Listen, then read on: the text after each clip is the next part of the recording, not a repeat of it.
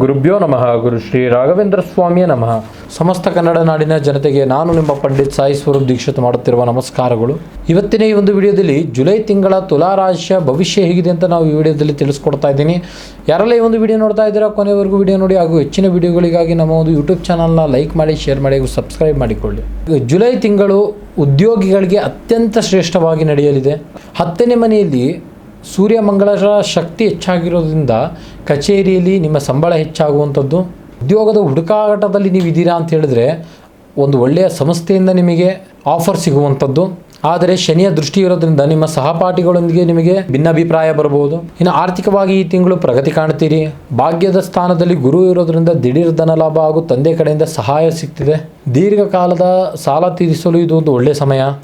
ಆದರೆ ಶನಿಯ ಪ್ರಭಾವ ಇರೋದ್ರಿಂದ ಯಾವುದೇ ಕಾರಣಕ್ಕೂ ದೊಡ್ಡ ರಿಸ್ಕ್ಗೆ ಕೈ ಹಾಕ್ಲಿಕ್ಕೆ ಹೋಗಬೇಡಿ. ಇನ್ನು ವ್ಯಾಪಾರಸ್ಥರಿಗೆ ಈ ತಿಂಗಳು ಜುಲೈ ತಿಂಗಳು ಒಂದು ಹೊಸ ಒಪ್ಪಂದಗಳನ್ನು ತಂದು ಕೊಡುವಂಥದ್ದು. ಯಾರೆಲ್ಲ ರಿಯಲ್ ಎಸ್ಟೇಟ್ ಬಿಸ್ನೆಸ್ ಹಾಗೂ ರಾಜಕೀಯ ಕಾಂಟ್ರಾಕ್ಟ್ ಬಿಸ್ನೆಸ್ನ ತಗೊಂಡಿದ್ದಾರೆ ಅವರಿಗೆಲ್ಲ ಸುಲಭ ರೀತಿಯಲ್ಲಿ ನಡೆಯಲಿದೆ. ಇನ್ನು ಕುಟುಂಬದಲ್ಲಿ ಒಟ್ಟಾರೆ ಶಾಂತಿ ಹಾಗೂ ನೆಮ್ಮದಿ ಸದಾಕಾಲ ನೆಲೆಸಿರುತ್ತದೆ. ಹಿರಿಯರ ಮತ್ತು ನಿಮ್ಮ ತಂದೆಯ ಪೂರ್ಣ ಬೆಂಬಲ ನಿಮಗೆ ದೊರೆಯಲಿದೆ. ಮನೆಯಲ್ಲಿ ಧಾರ್ಮಿಕ ಕಾರ್ಯಕ್ರಮಗಳನ್ನು ಹಮ್ಮಿಕೊಳ್ತೀರಿ. ಇನ್ನು ಪ್ರೇಮಿಗಳಿಗೆ ಈ ತಿಂಗಳು ಸ್ವಲ್ಪ ಪರೀಕ್ಷೆಯ ಸಮಯ.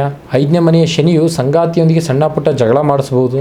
ಇನ್ನು ಆರೋಗ್ಯದ ದೃಷ್ಟಿಯಲ್ಲಿ ಈ ತಿಂಗಳು ಸಾಧಾರಣವಾಗಿರುವಂಥದ್ದು. ಜುಲೈ ತಿಂಗಳ ನಂತರ ಕೆಲಸದ ಒತ್ತಡದಿಂದ ದೈಹಿಕ ಆಯಾಸ ಆಗುವಂತ ಸಾಧ್ಯತೆ ಬಹಳ ಇದೆ. ಈ ಒಂದು ರಾಶಿಯವರ ಪರಿಹಾರ ಮಾರ್ಗದ ಬಗ್ಗೆ ತಿಳಿಸಿಕೊಡೋದಾಯ್ತು ಅಂತ ಹೇಳಿದ್ರೆ, ಇನ್ನು 5ನೇ ಮನೆಯ ಶನಿಯ ಪ್ರಭಾವ ಕಮ್ಮಿ ಮಾಡಲು ಶನೀಶ್ವರ ದೇವರಿಗೆ ಭೇಟಿ ನೀಡಿ.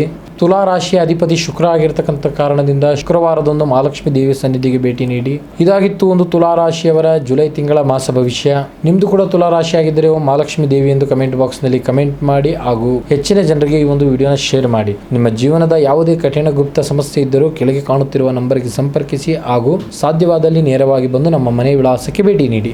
ಧನ್ಯವಾದಗಳು.